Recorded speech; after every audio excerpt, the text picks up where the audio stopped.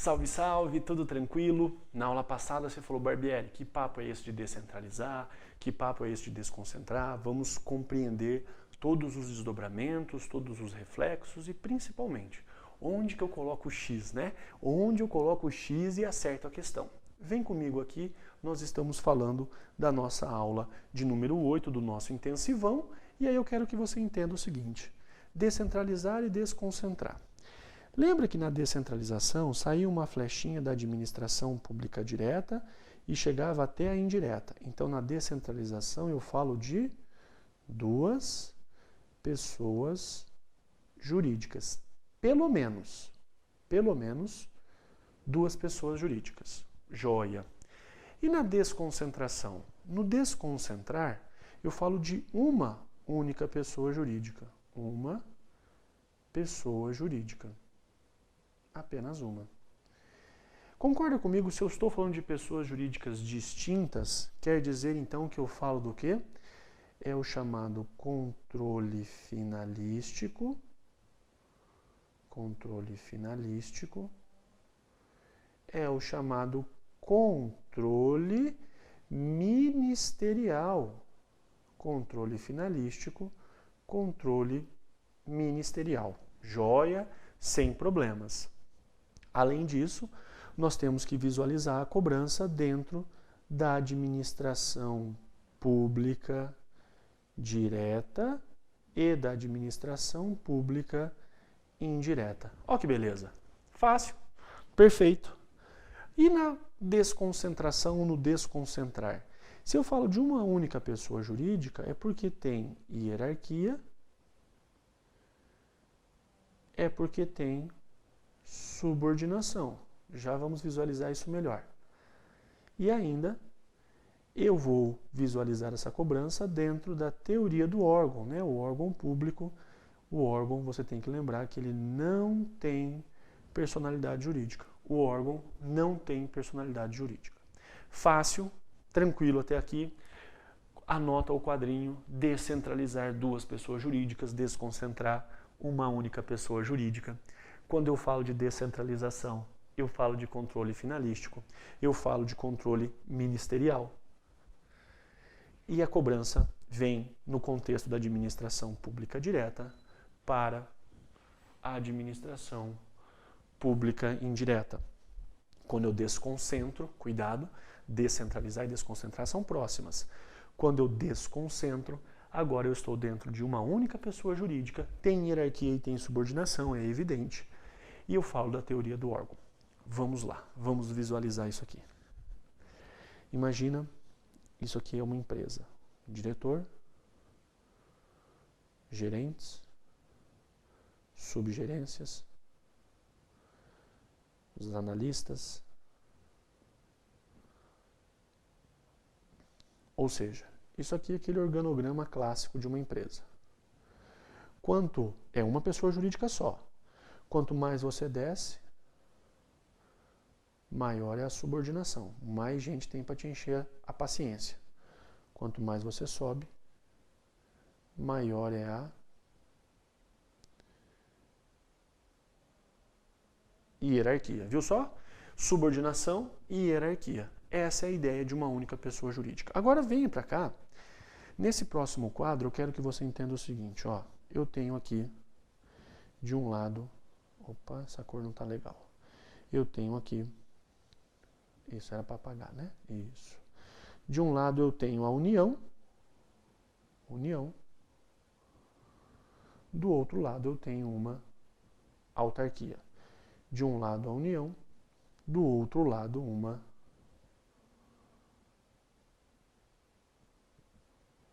autarquia.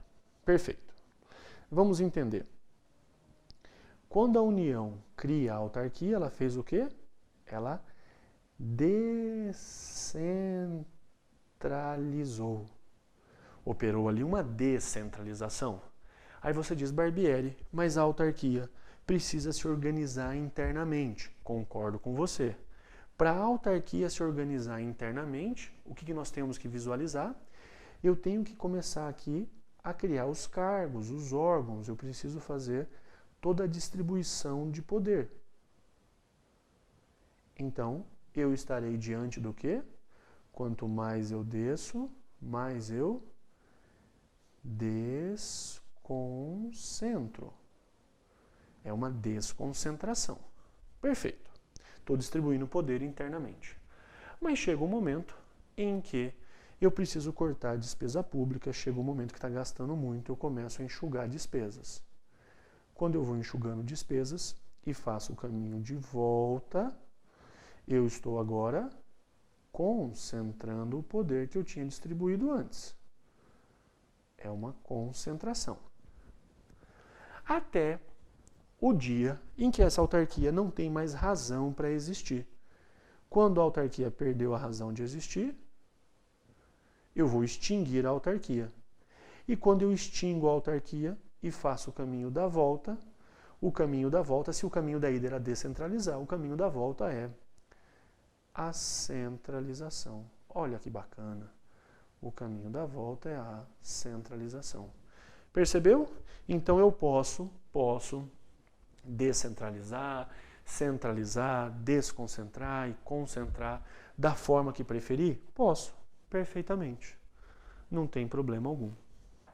Beleza? Então eu estou aqui dentro do ponto 1.1. Falei para você de descentralizar e desconcentrar e todos os seus desdobramentos.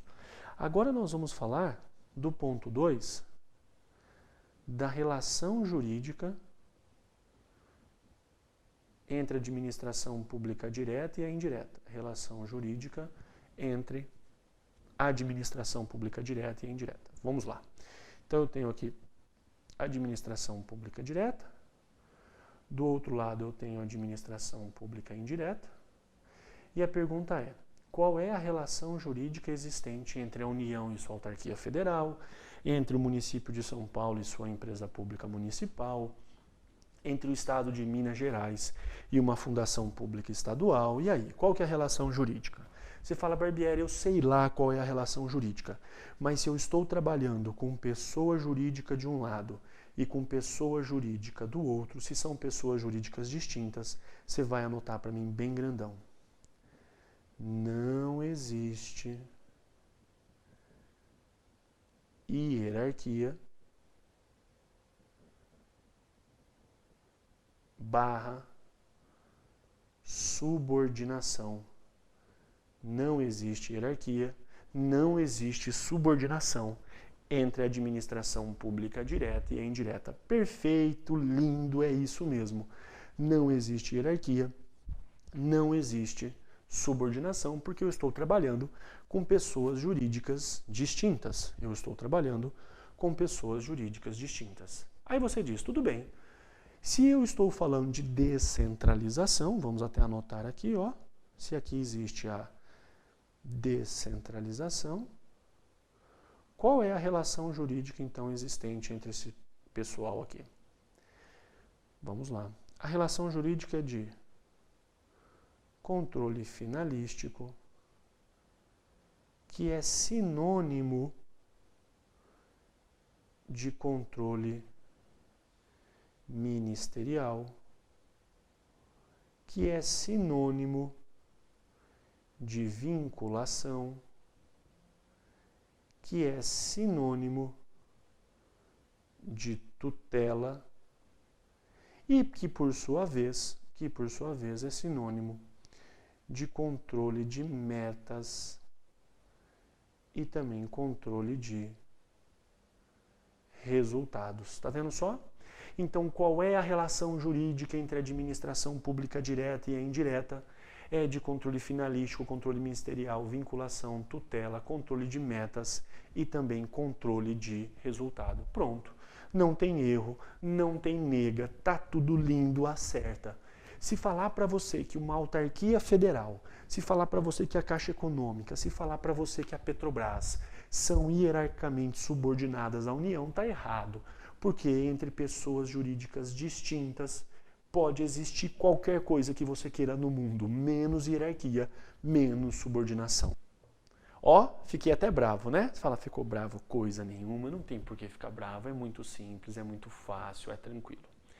Lembra, quando nós estamos diante de uma relação entre a administração pública direta e a indireta, a relação jurídica pode cair de várias formas para você, os sinônimos, né? Controle finalístico, controle ministerial, a ideia de vinculação, tutela, controle de metas ou de resultados. Não existe hierarquia, não existe subordinação, porque eu falo de pessoas jurídicas distintas. Joia? Beleza? Volta para o quadro, então, e vamos caminhar agora no nosso ponto de número 3. O que eu quero de você agora é que compreenda a análise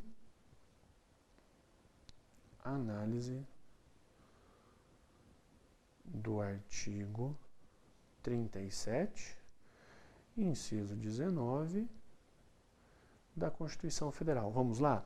Você vai colocar para mim aqui, ó, a figura da lei específica. Lei específica. Você diz, Barbieri, quem é a lei específica? A lei específica é a lei ordinária. Lei específica é aquela que basicamente não pode tratar de vários assuntos, não é multitemática. É uma lei específica. É uma lei que trabalha apenas com aquele tema. É lei complementar? Não, é lei ordinária. Lei ordinária pura e simples. Sabendo disso, quando eu falo de uma lei específica, você vai colocar do outro lado aqui, ó, autarquia, fundação pública, sociedade de economia mista e empresa pública. Joia. Aí nós vamos agora separar em cores aqui, ó. Com esse azul, sai uma flechinha da lei específica. Vamos até melhorar aqui, vamos usar o marca-texto. Sai uma flechinha da lei específica e vai até a autarquia. Por quê? Segundo o texto da Constituição, a autarquia ela é criada por lei específica. A autarquia é criada por lei específica. Depois nós vamos abranger aqui, ó, fundação pública, sociedade de economia mista, empresa pública. Pega o marca-texto, sai uma flechinha, sai uma flechinha daqui. E agora, o que nós temos? Nós temos que fundação pública, sociedade de economia mista e empresas públicas não são criadas por lei específica. Elas são agora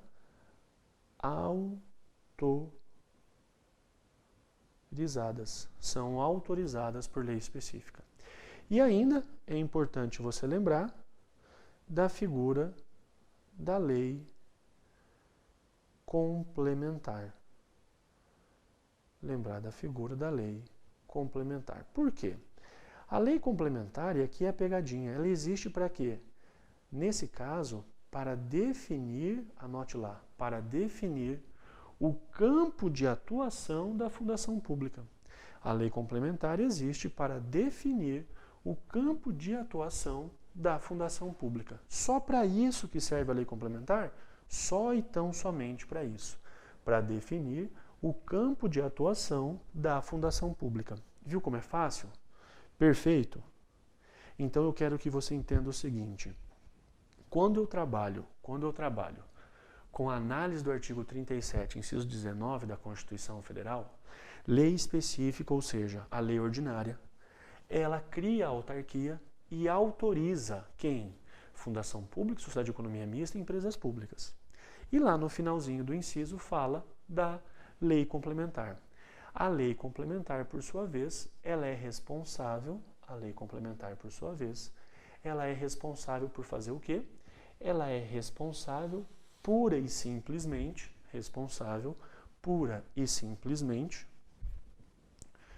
por definir o campo de abrangência, de quem? Da fundação pública. Então, muito cuidado, porque a lei complementar ela não vai criar e nem vai autorizar ninguém. A lei complementar ela vai tão somente definir o campo de atuação da fundação pública. Perfeito? Beleza? Entendido? Nenhuma dúvida? Então vamos Vamos na sequência, porque agora eu quero que você visualize na prática qual é a diferença, né, entre ser criada e ser autorizada. Vem para cá. 3.1 Efeitos práticos. Efeitos práticos. Coloca para mim aqui, ó. Lei específica.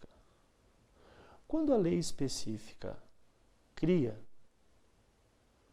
ou quando a lei específica autoriza. Você percebeu que a autarquia, ela é criada. Então, vamos colocar aqui, ó, criada ou autorizada. Você percebeu que a autarquia é criada por lei específica. O que acontece quando uma autarquia é criada pela lei específica? Marca para mim. No Brasil eu não registro lei, concorda? No Brasil eu publico lei. Então o que nós teremos aqui? Não são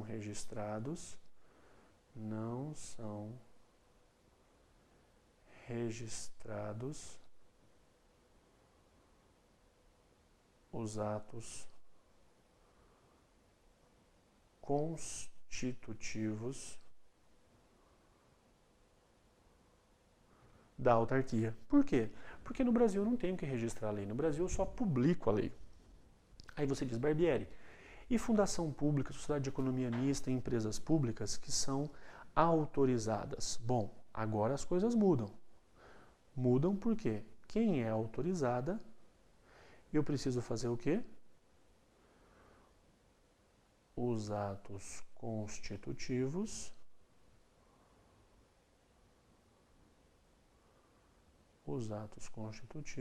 são registrados. E são registrados onde? Ou na junta comercial, se ela explorar atividade econômica, ou no cartório das pessoas jurídicas. Perfeito?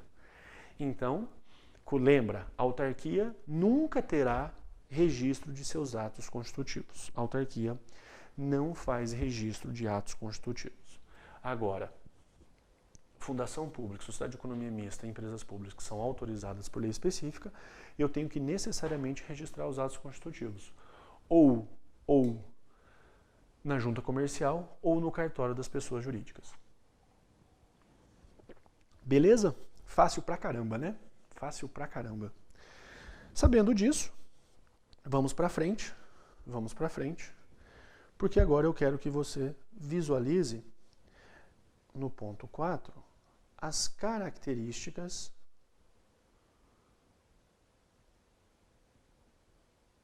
gerais.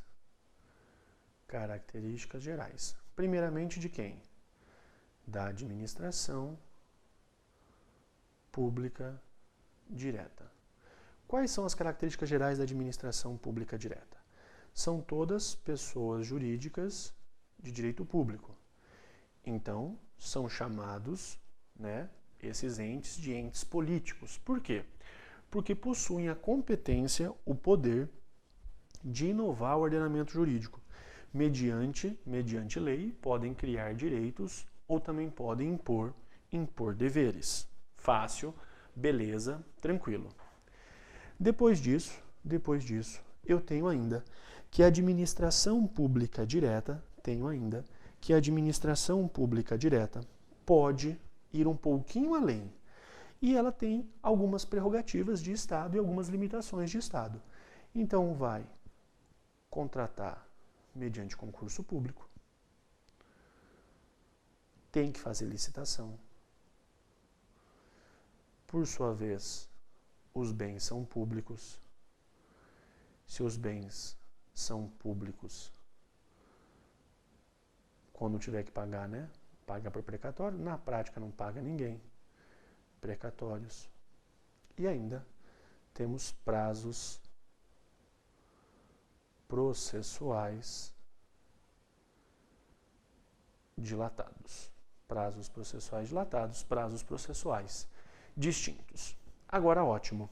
Essas são as características gerais da administração pública direta. E agora, da administração pública indireta. Da administração pública indireta, todas possuem personalidade jurídica própria. Personalidade jurídica própria. Se pessoa jurídica de direito público ou pessoa jurídica de direito privado, é uma outra história, mas possuem personalidade jurídica própria. O que mais? Possuem patrimônio próprio. Patrimônio próprio. Possuem também receita própria. Patrimônio próprio, receita própria. Possuem a capacidade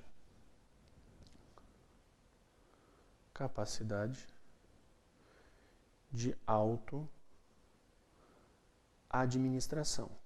Capacidade de autoadministração. E essa capacidade de autoadministração reflete em quê? Essa capacidade de autoadministração reflete na chamada autonomia FAT. O que é autonomia FAT? Autonomia financeira, A de administrativa e T de técnica. Autonomia financeira, administrativa e técnica. E só para que a gente conclua aqui, na próxima aula eu volto e continuo falando para você da administração pública, não possuem finalidade lucrativa. Então, conforme conversamos, lembra que quando eu trabalho com a administração pública indireta, é muito importante você lembrar que ela não possui finalidade lucrativa, tá ok? A administração pública indireta não possui finalidade lucrativa.